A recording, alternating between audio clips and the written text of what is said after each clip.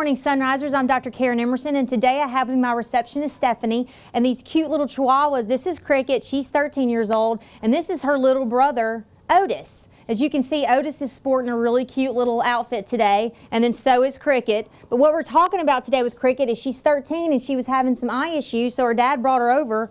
And one of the things that we worry about in older dogs is increased eye pressures. So we actually put some drops in her eye to deaden her eyes. First, I did an ophthalmic exam and just looked in her eyes just to make sure I didn't see any issues internally. But then we were actually able to check the pressure of her eyes. And it's very important in older dogs, especially if you notice them bumping into things or you notice that the eye looks enlarged or it's staying really red, to go ahead and get them in, because eye issues can become advanced very fast and your animals can go blind. Sometimes the pressures in eyes can get so large that sometimes the eye itself can rupture.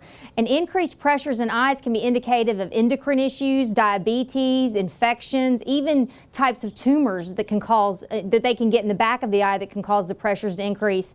Checking the pressure is not invasive at all. All we did is we put a deadener drop in her eye and we took this little pin called a Tonapin and we actually touched it to the eye, and it showed us that both the pressures in her eye were normal, which was so good. So we knew that we were just dealing with a slight infection. So we sent her on with some drops, and she healed up very well. But that's just so important, especially in older dogs, to just yearly get their eyes checked, get everything checked, get blood work run, because the best thing to do is identify disease before they start showing clinical signs. And that's what they did with Cricket. They noticed she was rubbing her eyes, she was having issues with her eyes, and we treated them. And now she's got her little brother, they're having a blast, they're doing well together. So if you have an older dog, especially over the age of 7 or 8, I would bring them in and let's check the eyes, let's check blood work, make sure we're healthy, and we're going to live a long life. And I promise your pets will thank you.